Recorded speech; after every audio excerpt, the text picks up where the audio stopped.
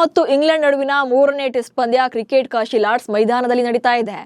July 10ರಿಂದ ಶುರುವಾಗಿರುವಂತಹ ಈ ಪಂದ್ಯದಲ್ಲಿ England ಮೊದಲು ಬ್ಯಾಟಿಂಗ್ ಮಾಡಿ 387 ರನ್ಗಳಿಗೆ ಆಲ್ಔಟ್ ಆಗಿತ್ತು. ಪ್ರೆಸೆಂಟ್ ಸಿಚುಯೇಷನ್ ನೋಡ್ತಾ ಇದ್ರೆ ಪಂದ್ಯವನ್ನ ಯಾರು ಬೇಕಿದ್ರೂ ಕೂಡ ಗೆಲ್ಲಬಹುದು. ಆದರೆ ಅಂಕಿ ಅಂಶಗಳನ್ನ ತೆಗೆದು ನೋಡಿದ್ರೆ ಭಾರತಕ್ಕೆ ಈ ಮೈದಾನ ಕೂಡ ಕಬ್ಬಿಣದ ಕಡಲೆಯೇ ಆಗಿದೆ. ಟೆಸ್ಟ್ ಇತಿಹಾಸದಲ್ಲಿ ಈ ಸ್ಟೇಡಿಯಂನಲ್ಲಿ ಹೇಗಿದೆ ಭಾರತ ರೆಕಾರ್ಡ್ಸ್? ಗಿಲ್ ಕ್ಯಾಪ್ಟನ್ಸಿಯಲ್ಲಿ ದಾಖಲೆ ಬರೀತಾರಾ? ಭಾರತಕ್ಕಿರುವಂತ ಅಡ್ವಾಂಟೇಜಸ್ ಏನು ಅನ್ನೋದನ್ನ ಈ ವಿಡಿಯೋದಲ್ಲಿ ಹೇಳ್ತೇನೆ. ನಾನು ಶಾಂತ. ನೀವು ಸುದ್ದಿಯಾನದ ಸಬ್ಸ್ಕ್ರೈಬರ್ ಆಗೋದಕ್ಕೆ ಮರಿಬೇಡಿ.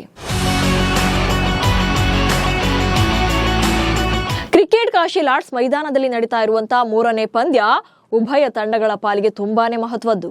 ಯಾಕಂದ್ರೆ ಈ ಮ್ಯಾಚ್ ಗೆಲ್ಲುವ ತಂಡ ಸರಣಿಯಲ್ಲಿ ಮುನ್ನಡೆ ಸಾಧಿಸಲಿದೆ.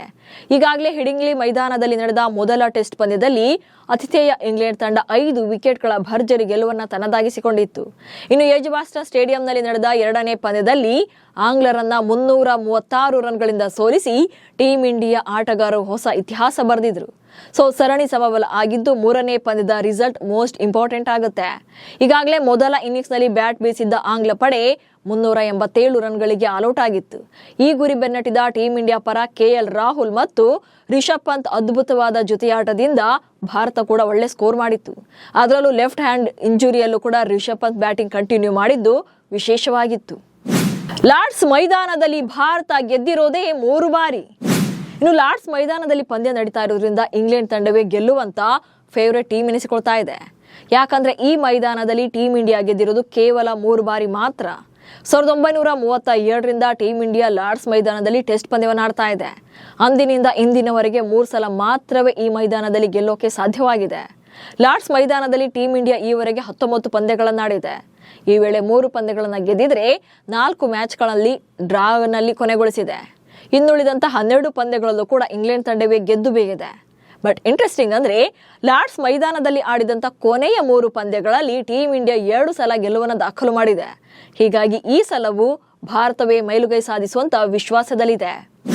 ಇತಿಹಾಸ ನಿರ್ಮಿಸಿದ್ದ ರಾಹುಲ್ ಮತ್ತು ಸಿರಾಜ್ 2021ರಲ್ಲಿ ಲಾರ್ಡ್ಸ್ ಮೈದಾನದಲ್ಲಿ ಇಂಗ್ಲೆಂಡ್ ತಂಡವನ್ನ 151 ರನ್ಗಳಿಂದ ಮಣಿಸಿ ಇತಿಹಾಸ ಬರೆದಿತ್ತು ಭಾರತ. ಅಂದು ಟೀಂ ಇಂಡಿಯಾ ಪರ ಭರ್ಜರಿ ಪ್ರದರ್ಶನ ನೀಡಿದ್ದು ಕೆಎಲ್ ರಾಹುಲ್ ಹಾಗೆ ಮೊಹಮ್ಮದ್ ಸಿರಾಜ್. ರಾಹುಲ್ ಆ ಪಂದ್ಯದಲ್ಲಿ 134 ರನ್ಗಳನ್ನ ಬಾರಿಸಿದ್ರೆ ಮೊಹಮ್ಮದ್ ಸಿರಾಜ್ 8 ವಿಕೆಟ್ ಕಬಳಿಸಿ ಐತಿಹಾಸಿಕ ಗೆಲುವಿಗೆ ಕಾರಣರಾಗಿದ್ರು. ಈ ಸರಣಿಯಲ್ಲೂ ಕೂಡ ರಾಹುಲ್ ಹಾಗೆ ಸಿರಾಜ್ ಉತ್ತಮ ಫಾರ್ಮ್ ನಲ್ಲಿದ್ದಾರೆ. ಸರಣಿಯ ಮೊದಲ ಪಂದ್ಯದಲ್ಲಿ ರಾಹುಲ್ ಶತಕ ಬಾರಿಸಿ ಮಿಂಚಿದ್ರೆ ಮೊಹಮ್ಮದ್ ಸಿರಾಜ್ ಎಡ್ಜ್ಬಾಸ್ಟನ್ ನಲ್ಲಿ 7 ವಿಕೆಟ್ಗಳನ್ನ ಕಬಳಿಸಿದ್ರು. ಈ ಪಂದ್ಯದಲ್ಲೂ ಕೂಡ ರಾಹುಲ್ ಮೊದಲನೇ ಇನ್ನಿಂಗ್ಸ್ ನಲ್ಲಿ ಉತ್ತಮ ಸ್ಕೋರ್ ಮಾಡಿದ್ದಾರೆ. ಭಾರತ ಲಾರ್ಡ್ಸ್ ಮೈದಾನದಲ್ಲಿ ಯಾವ್ಯಾವಾಗ ಗೆಲುವು ಸಾಧಿಸುತ್ತ ಅನ್ನೋದನ್ನ ನೋಡೋಣ. ಮೊದಲ ಬಾರಿಗೆ ಟೀಂ ಇಂಡಿಯಾ 1986ರಲ್ಲಿ ಕಪಿಲ್ ದೇವ್ ಅವರ ನಾಯಕತ್ವದಲ್ಲಿ ಇಂಗ್ಲೆಂಡ್ ತಂಡವನ್ನ 5 ವಿಕೆಟ್ಗಳಿಂದ ಮಣಿಸಿ ಲಾರ್ಡ್ಸ್ ಮೈದಾನದಲ್ಲಿ ಚೊಚ್ಚಲ ಗೆಲುವನ್ನು ತನ್ನದಾಗಿಸಿಕೊಂಡಿತ್ತು. ಆ ಬಳಿಕ 2014ರಲ್ಲಿ ಮಹೇಂದ್ರ ಸಿಂಗ್ ಧೋನಿ ಅವರ ಮುಂದಾಳತ್ವದ ಭಾರತ ತಂಡ ಆಂಗ್ಲರನ್ನ 95 ರನ್ಗಳಿಂದ ಸೋಲಿಸಿದ್ರು. ಇನ್ನು ಕೊನೆ ಬಾರಿಗೆ ಅಂದ್ರೆ 2021ರಲ್ಲಿ ವಿರಾಟ್ ಕೊಹ್ಲಿ ಅವರು ಆಗ ಕ್ಯಾಪ್ಟನ್ ಆಗಿದ್ರು. ಟೀಂ ಇಂಡಿಯಾ ಈ ವೇಳೆ ಭರ್ಜರಿ ಪ್ರದರ್ಶನ ನೀಡುವ ಮೂಲಕ ಇಂಗ್ಲೆಂಡ್ ತಂಡವನ್ನ 151 ರನ್ಗಳಿಂದ ಹೀನಾಯವಾಗಿ ಸೋಲಿಸಿತ್ತು. ಸದ್ಯ ಶುಭ್ಮನ್ ಗಿಲ್ ಕ್ಯಾಪ್ಟನ್ಸಿಯಲ್ಲಿ ಯಂಗ್ ಇಂಡಿಯಾ ಲಾರ್ಡ್ಸ್ ಮೈದಾನದಲ್ಲಿ ಕಾನ್ಫಿಡೆನ್ಸ್ ಪ್ರದರ್ಶನ ನೀಡ್ತಾ ಇದೆ. ಈ ಪಂದ್ಯವನ್ನ ಗೆದ್ರೆ ಕ್ರಿಕೆಟ್ ಕಾಶಿಯಲ್ಲಿ ಭಾರತ ತಂಡಕ್ಕೆ ಇದು 4ನೇ ಗೆಲುವಾಗಲಿದೆ. ನಮಸ್ಕಾರ.